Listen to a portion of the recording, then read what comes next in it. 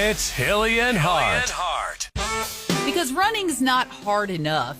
You know, people enjoy running marathons. I don't know who these people are, but some do enjoy running. I have a brother-in-law who does. He That's right. loves that stuff. Your brother-in-law is like an Iron Man, isn't he? He is. He's an Ironman champion, actually. Insane. And swimming and running and everything else. Okay, well, can he run and solve a bunch of Rubik's Cubes? He is a doctor, so he's pretty an smart. amateur. Yep. Nope. Well, there's a guy from Britain who holds the world record for solving the most Rubik's Cubes over the course of a marathon. Yeah, this guy completed 520 Rubik's Cubes while he ran his 26.2 miles in 2024. Wow. This guy's 22 years old, crossed the finish line in just under 4.5 hours. What's funny is there's an actual Guinness record for this. Yeah, and he kept his hands in constant motion. Oh, my gosh. Now, he had to complete the marathon in under 5 hours to make this world record a reality. You know, while you're running, you have to, I can't imagine he was doing it without looking at the cube, right? Mm-hmm. But so you got to kind of glance up while where you're running and then back down to your hands, back up, back down. You know what I mean? Well, that would be difficult. Had a head-mounted camera, so it captured every single solve. He also had some friends stationed along the course who swapped out bags of scrambled up Rubik's Cubes for solved Rubik's Cubes. Man. All right, well, I'm going to bounce this off my brother-in-law, Dave, and ask him if he could do this. You never know. Dave, can you do this? Iron Man Dave, there you go.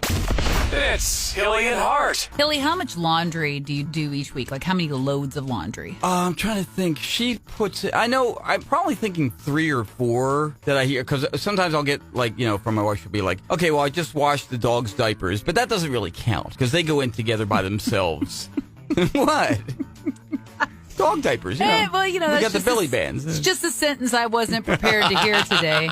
She washes the dog's diapers. They're washable dog diapers, you know. Yeah. I'm going to say 3 or 4, and it might just be 2 or 3. I don't know. Ours is usually 2 loads, you know, a dark load and a light load. Right. But I read somewhere where the average family does 8 to 10 loads of laundry each week, and I'm thinking, how many kids are involved in this? Right. Well, that's got to take into account lots of kids. It just sounds like a lot of little people, right? I mean, when our kids were small and living at home, I'll bet you 8 to 10 was probably. I should probably ask. I'll ask my wife later today. I'll bet you though, when they were home, it was probably. I wouldn't be surprised 8 to 10 a week, because you know kids have a tendency to get dirty, and you're probably just going to go through a lot, so that makes sense. But you know, just us by ourselves, 2, maybe 3. I'm thinking 3 is probably average for us. So yeah, but how crazy is that? 8 to 10 loads a week. I mean, you're constantly in the laundry room at that point. And you probably feel that way too if you're in that zone. You know? I'm sure Tide thanks you. Yeah.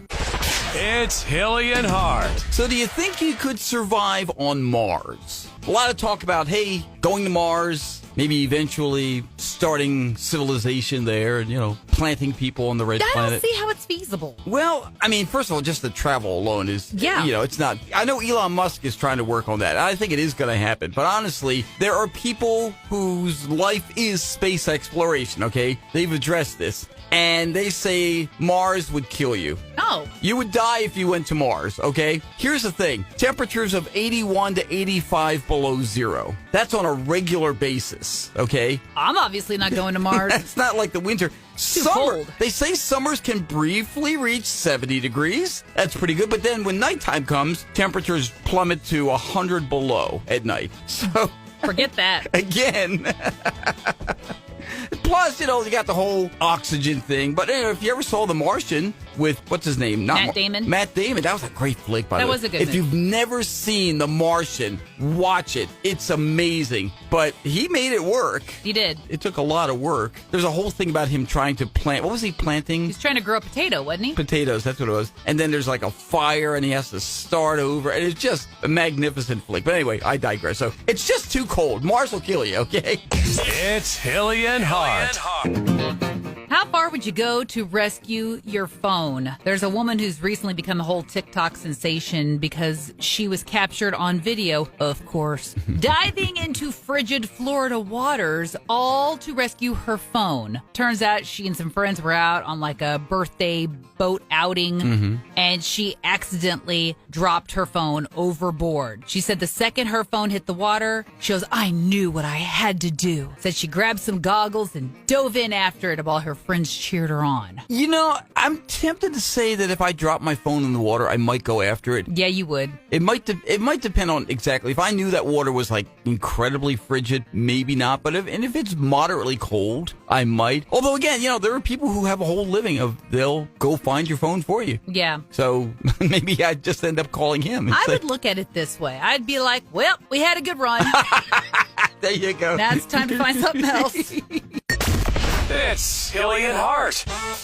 Well, they're celebrating at a Connecticut Zoo in Bridgeport, Connecticut. Ooh, okay. I lived in Bridgeport when I was a kid. I remember a whole lot of it, but we were there. They got a rare black-handed spider monkey that was Ooh, a cute little monkey. just born. Yeah, I'm gonna come at you like a spider monkey. Yeah, Oh, my.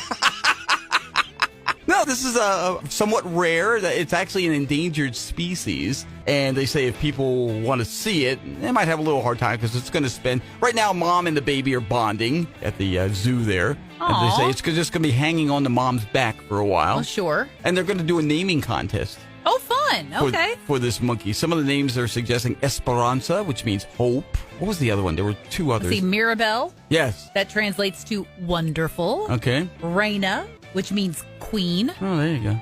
Or Aaron, which means awesome. I don't see that on this story. Yeah, they don't- you they're must not have a going for different that. version than I do.